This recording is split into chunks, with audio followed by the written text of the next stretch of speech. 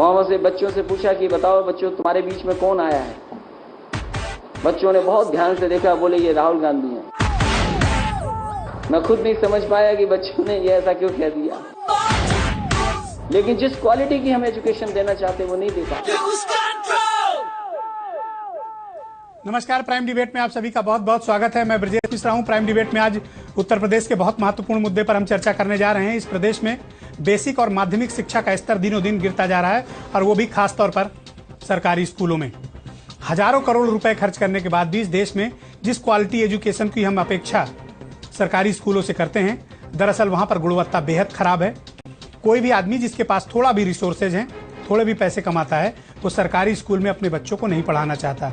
उसकी वजह बहुत ही घटिया स्तर शिक्षा की गुणवत्ता का है। जिन लोगों के पास कोई रिसोर्स नहीं है, जिनके पास खाने पीने के साधनों की कमी है, या जो अपने बच्चों को सिर्फ पढ़ाना चाहते हैं थोड़ा मोड़ा, वो अपने बच्चों को ही सरकारी स्कूल में भेजते हैं, और वो भी मिड डे मील के चक्कर में। हाल ही में उत्तर प्रदेश के मुख्यमंत्री अखिलेश यादव ने अपनी पीड़ा कुछ यूं बयां की कि जब वो सरकारी स्कूलों का दौरा करते हैं और बच्चों से पूछते हैं तो उनमें और राहुल गांधी में बच्चे अंतर तक नहीं कर पाते। तो आप अंदाजा लगा सकते हैं कि इन स्कूलों में दरअसल पढ़ाया क्या जाता है। यहाँ तक कि जो शिक्षा मित्र हैं वो भी अपने बच्चों को सरकारी स्कूल में नहीं पढ़ाते, वो निजी स्कूलों में पढ़ाते हैं। तो क्वालिटी एजुकेशन के मामले में निजी क्षेत्र बहुत आगे है, बजाय हजारों करोड़ खर्च करने के बाद सरकारी बेसिक और माध्यमिक शिक्षा के स्कूलों की। तो आखिर वजह क्या है? वो कौन सी वजह हैं जिनकी वजह से बेसिक और माध्यमिक शिक्षा उत्तर प्रदेश में गर्त में चली गई है, बल्कि बर्बादी की कगार में, भ्रष्टाचार की पराकाष्ठा है, और बच्चों को जो क्वालिटी एजुकेशन एक्सपेक्ट किया जाता है वो बिल्कुल नहीं दिया जा रहा। तो आज इसकी वजह तलाशेंगे, और मेरे साथ चार खास महत्वपूर्ण मेहमान स्टूडियो में मौजूद हैं जिसमें उत्तर प्रदेश में समाजवादी पार्टी के नेता और बेसिक शिक्षा विभाग में दर्जा प्राप्त मंत्री और सलाहकार लल्लन राय मेरे साथ स्टूडियो में मौजूद हैं। विजय बहादुर पाठक उत्तर प्रदेश में भारतीय जनता पार्टी के मुख्य प्रवक्ता, लखनऊ विश्वविद्यालय के प्रोफेसर मुकुल श्रीवास्तव मेरे साथ स्टूडियो में हैं, और प्रोफेसर गीता गांधी CMS, जो Guinness book of world record धारक है पूरे देश में। सबसे बड़ी शिक्षण संस्था पूरे विश्व में इकलौती कोई है एक शहर में, तो CMS है, सिटी मॉन्टेसरी स्कूल लखनऊ, उसके अध्यक्ष डॉक्टर गीता गांधी। बहुत बहुत स्वागत है आप चारों का। डॉक्टर मुकुल राय, सबसे पहले तो मैं आपसे, डॉक्टर लल्लन राय साहब, मैं सबसे पहले आपसे शुरू करना चाहता हूं कि आखिर वजह क्या है? आप तो बहुत लंबे समय से बेसिक शिक्षा विभाग भी देख रहे हैं, जानते समझते भी हैं। इस कदर बर्बादी, हजारों करोड़ रुपए हम खर्च करते हैं, उसके बाद भी स्थिति ये है कि बेसिक शिक्षा के स्कूलों में न तो पढ़ाई हो रही है, न क्वालिटी एजुकेशन दिया जा रहा है, न उन बच्चों को सिखाया पढ़ाया जा रहा है। तो आखिर इस धन की बर्बादी की वजह क्या है? कौन लोग इसके लिए जिम्मेदार हैं? विजय जी, मैं ये बताना चाहूँगा, पहली बात तो मैं इधर एक तारीख से अभी विभाग में आया हूँ जी, और दूसरी बात ये कहना चाहूँगी, ये व्यवस्था बहुत पहले से ही, जो प्राइमरी स्कूल हमारे आज से नहीं चल रहे हैं, बहुत अरसों से चल रहे हैं। इस सरकार ने सरकारों में चला करते और चले आ रहे हैं। ऐसी परिस्थिति में जो व्यवस्था जो थी, उसको इस सरकार में सुदृढ़ करने का और अच्छा करने का काम हमारे मुख्यमंत्री जी अखिलेश यादव जी ने किया है। जहां तक कि बजट की भी कमी थी, बजट पर्याप्त दिया गया। आप शिक्षा के क्षेत्र में जितना समाजवादी पार्टी की सरकार ने ध्यान दिया है, हमारे शिक्षकों की कमी थी। आप ये समझ लें कि हमारे शिक्षक जो है लगभग, मुख्यमंत्री ने तो कहा ना कि उनमें और राहुल में लोग फर्क नहीं कर पाते। मैं थोड़ी ना कह रहा हूँ, तो इसका मतलब मैं आप पर कोई इल्जाम नहीं लगा रहा हूँ। ये लंबे समय से चला आ रहा क्षरण है, जिसकी वजह से आज बेसिक और माध्यमिक शिक्षा का इतना बुरा हाल है उत्तर प्रदेश में। उसको सुधार है। उसमें यह है कि देखिए, हमारे 200 लगभग जो है 2,41,000 जो है दिखे भी अध्यापक की भर्ती हुई, हमारे उर्दू शिक्षकों की भी भर्ती हुई। तो जहां पर हमारे अध्यापक नहीं हैं और उस तरीके से कम थे और मानक के अनुरूप हमारे टीचर नहीं थे, तो कम से कम इस सरकार ने पहले तो उस चीज़ों की व्यवस्था किया कि कम से कम शिक्षण के लिए शिक्षक वहां पर जो है मौजूद रहें, तब धीरे धीरे प्रचार प्रसार पढ़ाई का जो है स्तर बढ़ेगा। ओके, विजय बहादुर पाठक, आपको क्या लगता है कि प्राथमिक और माध्यमिक शिक्षा उत्तर प्रदेश में क्यों इस बदहाली का शिकार बनी? वजह क्या है इसकी? देखिए विजय जी, आपने जब बहस रखी तो उस प्राथमिक शिक्षा के जो मूल आधार समस्याएं हैं उसकी तरफ ध्यान देने की आवश्यकता है। राय साहब सरकार की तारीफ करें, सरकार के कामों को करें, तो आप यह तो इनकार नहीं कर सकते कि 4 साल सरकार से कुछ न कुछ काम तो हुए होंगे। लेकिन एक अगर इसको कैटेगराइज करके, जैसे ETV ने आज बहस रखा, तो उसमें उन्होंने कैटेगराइज किया कि न भवन है, न व्यवस्था है, न शिक्षक है, न उसका सिलेबस है, इन सारी चीज़ों पर। तो मुझे लगता है कि इन चारे चीज़ों को बाइफरकेट करते हुए कंसंट्रेट करके काम करने की जरूरत है। यह बात सही है कि शिक्षा व्यवस्था प्राथमिक स्तर पर खराब है, पर यह भी उतना ही सच है कि इन्हीं प्राथमिक विद्यालयों से बड़े बड़े लोग निकले भी हैं। तो आप अचानक इसको पूरी तौर पर इसको नकार नहीं सकते हैं। जरूरत है राजनीति से परे होकर इन पर काम करने की, और स्वाभाविक है कि पहले आधारभूत ढांचा कैसे ठीक हो। जब आधारभूत ढांचा ठीक करने की बात होगी तो उसमें प्राइमरी जरूरत है कि पीने का पानी हो, शौचालय हो, बैठने की व्यवस्था हो।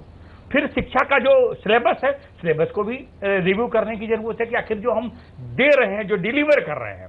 स्वाभाविक है मुख्यमंत्री, प्रधानमंत्री, राष्ट्रपति जो बड़े मानदंड हैं, जो बड़े चेहरे हैं, उनको तो सामान्य अवस्था में मुख्यमंत्री का यह दर्द स्वाभाविक है।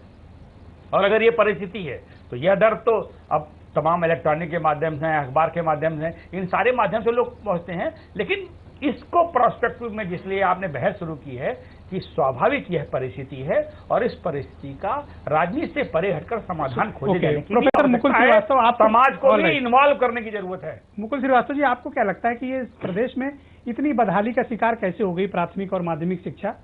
हम अध्यापकों को 50-50 हजार, 60-60 हजार सैलरी भी दे रहे हैं, उनके नीचे जूनियर स्टाफ को भी दे रहे हैं। एक एक प्राथमिक स्कूल पे सरकार लाखों रुपया पर मंथ सैलरी खर्च कर रही है, पर वहां मैं देखता हूं 20-25 से ज्यादा बच्चे पढ़ने नहीं आते हैं, और जो आते हैं वो भी मिड डे मील के चक्कर में आते हैं। देखिए, एक तो जो चीज़ है वो पहली चीज़ है कि शिक्षा में यहाँ पर इनोवेशन नहीं है बिल्कुल भी किसी तरीके का, और शिक्षक जनगणना का भी काम कर रहे हैं, शिक्षक चुनाव भी करा रहे हैं, और जितने सारे मिड डे मील भी खिला रहे हैं। इससे एक तो कंसंट्रेशन नहीं बनता। जो दूसरा सबसे बड़ा कारण है वो है शिक्षकों के ऊपर किसी तरीके की कोई जवाबदेही नहीं। Very true. अगर जवाबदेही तय कर दी जाएगी तब समस्या का जो समाधान है, इंफ्रास्ट्रक्चर और ये बाकी की सारी चीजें धीरे धीरे सुधरती रहेंगी। ये सारी चीजें एक दिन में नहीं सही हो सकती हैं, लेकिन जवाबदेही तय करना बहुत जरूरी है, जो बड़ा अंतर डाल रही है। प्रोफेसर गीता गांधी, पहले तो मैं आपको बधाई देना चाहूंगा कि CMS यानी सिटी मॉन्टेसरी स्कूल दुनिया भर में Guinness book of world record में दर्ज है। तो आपको तो पहले बधाई कि निजी शिक्षण संस्थान होते हुए भी आपने एजुकेशन क्वालिटी मेंटेन की है। तो आप मुझे बताओ, आप अपने यहाँ जो क्वालिटी मेंटेन कर सकती हैं या कर रही हैं, वो उत्तर प्रदेश के सरकारी स्कूलों में क्या कमी है कि वो उस क्वालिटी को एजुकेशन की मेंटेन नहीं कर पा रहे? क्या प्रॉब्लम हो सकती है? आपकी राय बहुत महत्वपूर्ण होगी हमारे लिए। Sure, thank you. मैं प्रोफेसर ये लखनऊ यूनिवर्सिटी से जो आए हैं उनका बिल्कुल समर्थन करती हूँ, क्योंकि जो ये पहले वक्तव्य ने बोला कि शिक्षा में गुणवत्ता की कमी का मेन कारण ये है कि हमारे पास संसाधन नहीं है, हमारे पास भवन नहीं है, हमारे पास शिक्षकों की कमी है, हमारे पास पानी नहीं है या ब्लैक बोर्ड नहीं है, इस तरीके के संसाधन नहीं है। इस बात के लिए कोई सपोर्ट नहीं है डेटा में। मेन कारण है वो है टीचर्स और स्कूल की अकाउंटेबिलिटी या जवाबदेही, वो कम है। और प्राइवेट स्कूल्स में और गवर्नमेंट स्कूल्स में यही सबसे बड़ा अंतर है कि प्राइवेट स्कूल्स में टीचर्स को जवाबदेह होना पड़ता है, नहीं तो वो टीचर्स काम पे नहीं आ सकते हैं। एक तो ये कि अगर जवाबदेही तय किए जाए तो कुछ सोल्यूशन निकल सकता है। जवाबदेही तय करना इन एंड ऑफ इटसेल्फ पूरा सोल्यूशन नहीं है, लेकिन काफ़ी हद तक उससे बढ़ोतरी होगी शिक्षा की गुणवत्ता में। और ये भी एक बहुत बड़ा मुद्दा है। एक तो है हम प्रॉब्लम का विवरण करें, दूसरा है कि उसका समाधान के लिए भी हम उस पर थोड़ा सा डिस्कशन करें। तो हम सिर्फ प्रॉब्लम का विवरण नहीं करना चाहते हैं कि लैक ऑफ अकाउंटेबिलिटी है, हम इस बात पर भी फोकस करना चाहेंगे कि अकाउंटेबिलिटी कैसे लाई जाए। तो अगर आप परमिट करेंगे तो इस बात पर भी हम करना चाहेंगे। लेकिन ये भी बात है कि जैसे अगर आप जैसे नॉन टीचिंग डेज बहुत सारे हैं, ये बताया जाए, जिसकी वजह से टीचर्स का जो ध्यान है वो और जैसे इलेक्शन ड्यूटी में है और वगैरह वगैरह, उसका भी अगर आप डाइस डेटा को देखें, district information system on education जो गवर्नमेंट का खुद का डेटा है, उसमें टीचर्स स्कूल खुद बताते हैं कि उनके number of non teaching days कितने हैं। आप देख लीजिए उत्तर प्रदेश के लिए 10-12 डेज हैं। Out of about 210 working days या 220 वर्किंग डेज 10 या 12 वो खुद रिपोर्ट करते हैं कि नॉन टीचिंग डेज हैं। तो नॉन टीचिंग डेज और टीचर्स के पास नॉन टीचिंग ड्यूटीज का बर्डन होना भी कोई बहुत बड़ा एक्सप्लेनेशन नहीं है। जो सबसे बड़ा एक्सप्लेनेशन है कि टीचर्स और स्कूल्स की जवाबदेही होना और उसको कैसे बढ़ाया जाए, इस पे फोकस करना चाहिए। एक और कारण है जो कि लेस अहम है लेकिन फिर भी अहम है, वो ये है कि टीचर्स का खुद का ज्ञान का स्तर जो है वो कम है। अगर हम अपने teachers training curriculum right to education act में ये तो लिखा है कि टीचर ट्रेन होने चाहिए और सभी जन इनके ट्रेनिंग की कोई परंपरा नहीं, लेकिन ट्रेनिंग एक सिंपल सर्टिफिकेट लाइए मास्टर बन जाइए। एग्जैक्टली ट्रेनिंग का कंटेंट क्या? अच्छा, ट्रेनिंग करके लोग जो आते भी हैं, हमारे खुद का एक्सपीरियंस, हमारे स्कूल में जो लोग अप्लाई करते हैं कि कई अक्सर जो लोग ट्रेनिंग का सर्टिफिकेट लेके आते हैं, बीएड का सर्टिफिकेट है, बीटी का सर्टिफिकेट है, वो 2 शब्द ठीक से नहीं बोल पाते हैं, ना हिंदी में ना अंग्रेजी में, तो लेकिन सर्टिफिकेट है। अगर उनको खुद टेस्ट कराते हैं, जो हम कराते हैं, तो उसमें वो अच्छा नहीं कर पाते हैं। तो उनका जो सब्जेक्ट मैटर नॉलेज है उसका ज्ञान उन्हें कम है। हमने एक सर्वे में बिहार में और उत्तर प्रदेश में 800 टीचर्स को टेस्ट किया करीब 2000 में, और उसमें ये पता चला, जब मैंने ministry of human resource development में इसको प्रेजेंट किया, यहाँ पर हमने निशातगंज वाले एजुकेशन ऑफिस में जाकर के सारे BSAs को बुलाया गया था, सभी डिस्ट्रिक्ट से उनके सम्मुख हमने जब ये रिसर्च को प्रस्तुत किया तो बहुत ज़्यादा उनको सरप्राइज हुआ कि टीचर्स का खुद का ज्ञान का स्तर उन्हीं सब्जेक्ट में, जैसे क्लास 5 की मैथ्स की टेक्स्ट बुक ले लीजिए, 75% ऑफ टीचर्स खुद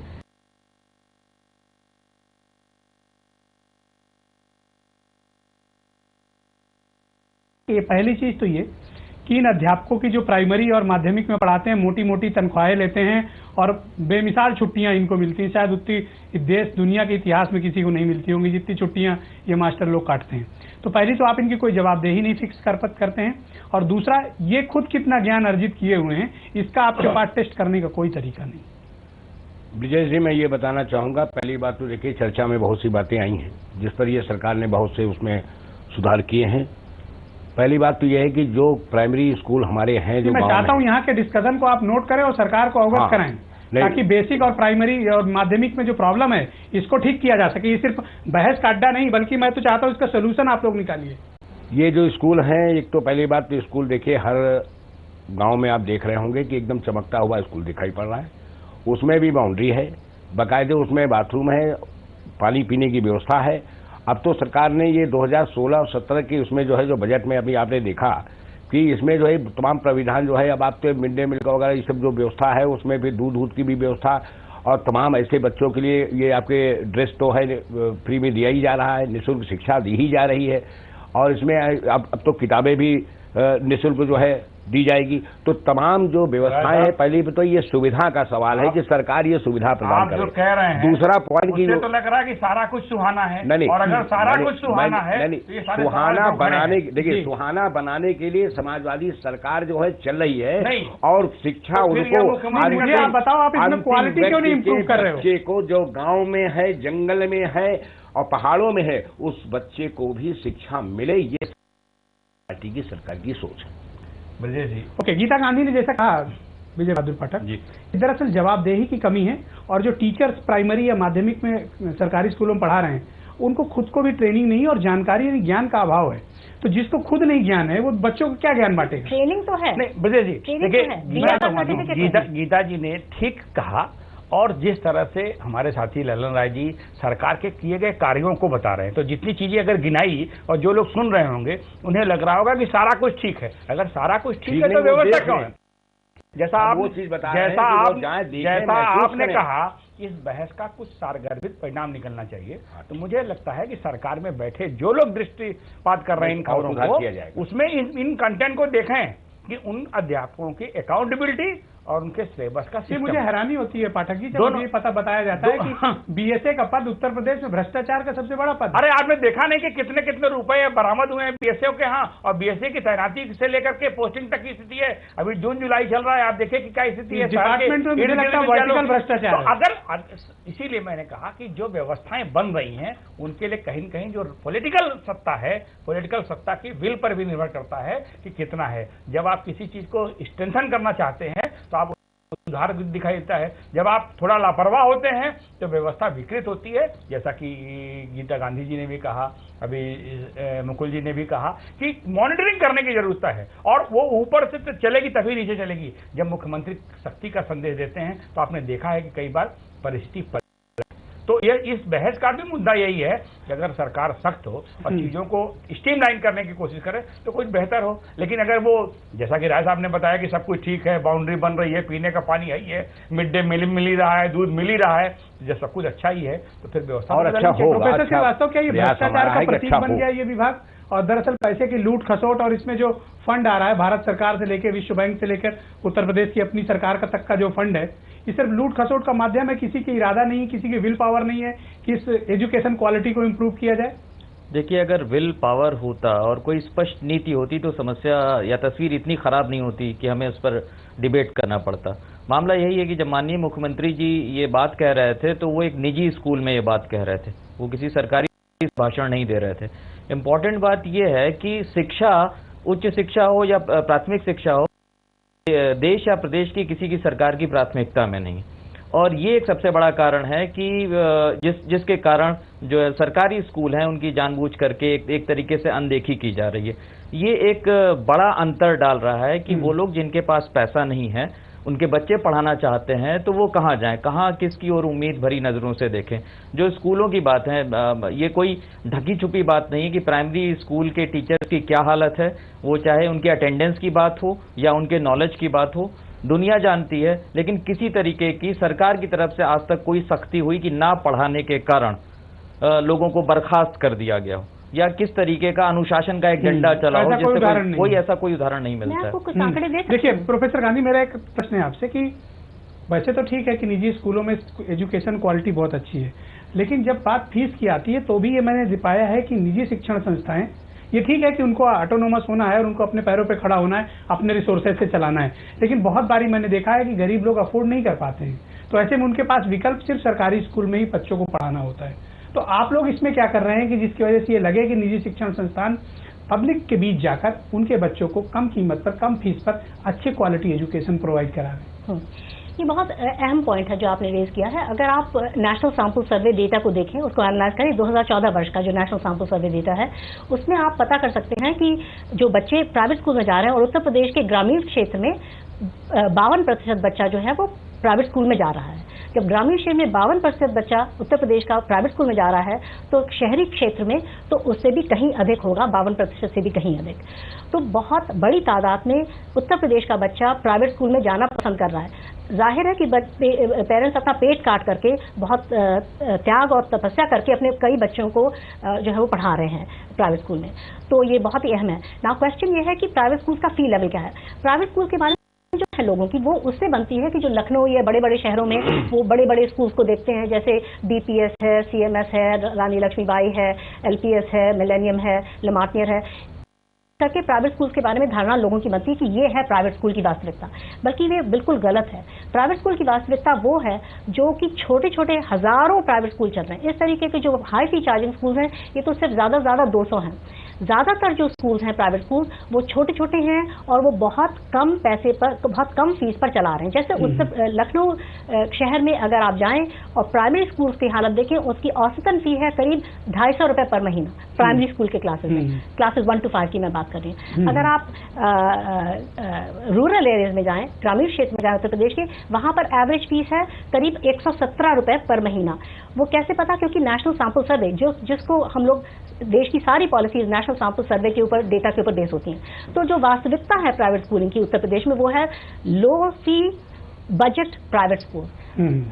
overwhelmingly the number of private schools are the small low fee budget. आपको लगता है कि उत्तर प्रदेश में सरकारी स्कूल जो बेसिक और माध्यमिक के हैं ये अपनी उपयोगिता खो चुके हैं, इररिलेवेंट हो चुके हैं, इनको खत्म करना चाहिए? नहीं, इसकी जगह पूरा निजी संस्थानों को मौका देना चाहिए? नहीं। हजारों करोड़ रुपए हमारे टैक्स का क्यों बर्बाद किया जा रहा है? हाँ, आपका कहना बिल्कुल सही है कि जब आप क्वालिटी नहीं दे पा रहे हैं तो क्यों हमारे पैसे वेस्ट कर रहे हैं? आपका कहना सही है और ये लाजमी है, पेरेंट्स का भी, एक वोटर का भी और टैक्स पेइंग पब्लिक का भी ये क्वेश्चन लाजमी है।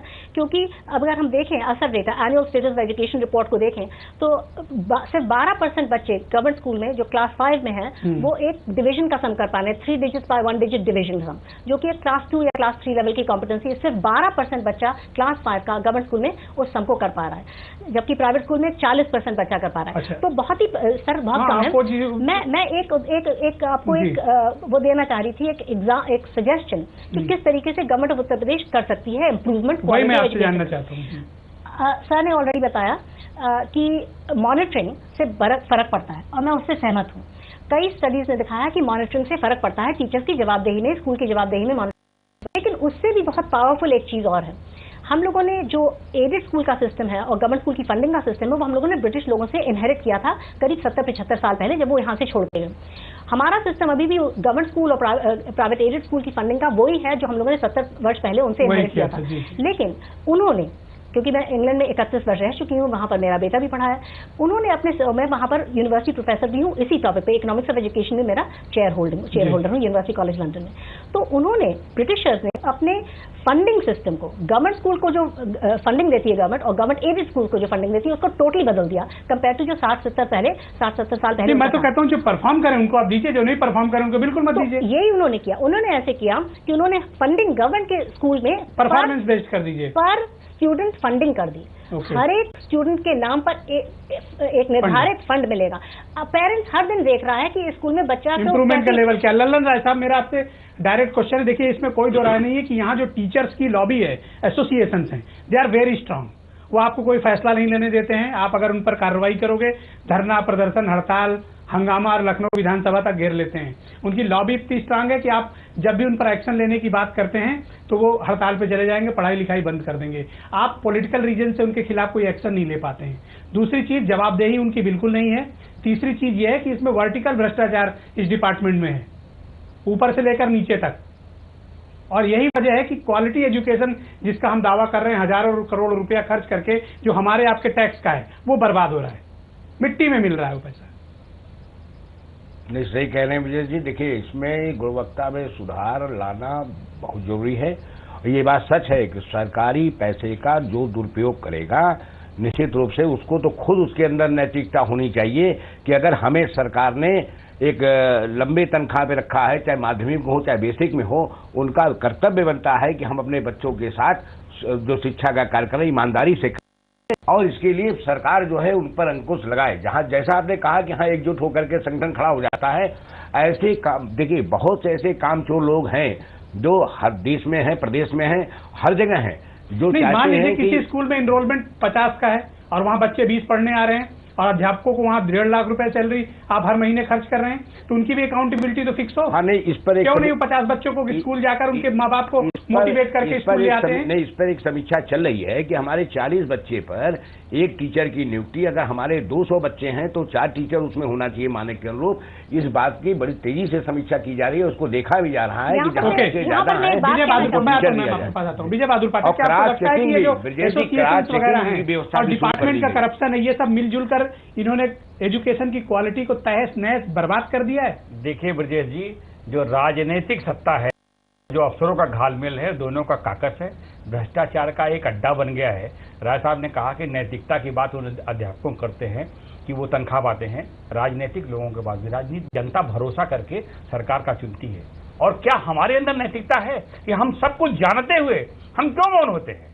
SDI है, BSA है, सारा चैनल है, ब्लॉक वायर व्यवस्था है, क्या ये रिपोर्टिंग सिस्टम हम नहीं कर सकते जब आज डिजिटल इंडिया को भारत जा रहा है? तो अगर करिए ना, कौन रोक रहा है? केंद्र में आपकी सरकार है, आप दीजिए व्यवस्था, आप सिस्टम क्रिएट कीजिए। पहल करने की आवश्यकता है। क्यों हमारे पैसे वेस्ट कर रहे हैं? देखिए, मैं फिर कह रहा हूँ कि इस पर पहल करने की आवश्यकता है, इसको भी प्लान करने की जरूरत है। उनकी भी अटेंडेंस और बच्चों की अटेंडेंस के बारे में प्रोफेसर श्रीवास्तव ठीक करने की जरूरत है। टीचर वगैरह मिलकर जिनकी वजह से आज दुर्दशा हो रही है, आप देखिए तो ये स्कूलों में कम धरना प्रदर्शन करते ज्यादा नजर आते हैं, और ना इनके पास कोई क्वालिटी है, ना इनके पास कोई ट्रेनिंग है, ना इनको पढ़ाने का सलीका है।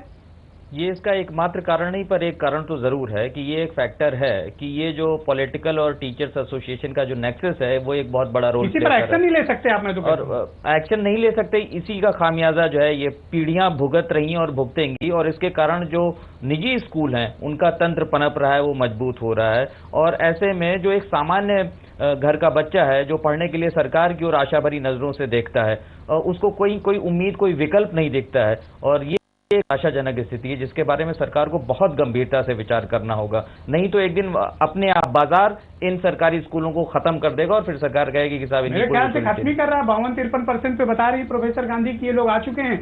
अर्बन एरियाज में और बुरी हालत है। हमारे हजारों करोड़ रुपए उन बच्चों के लिए जा रहे हैं जो दरअसल पढ़ने में सीरियस ही नहीं है जी। तो क्यों नहीं हम इनको फंडेड करके प्राइवेट स्कूल भेजते हैं, सरकार उनको सब्सिडी दे?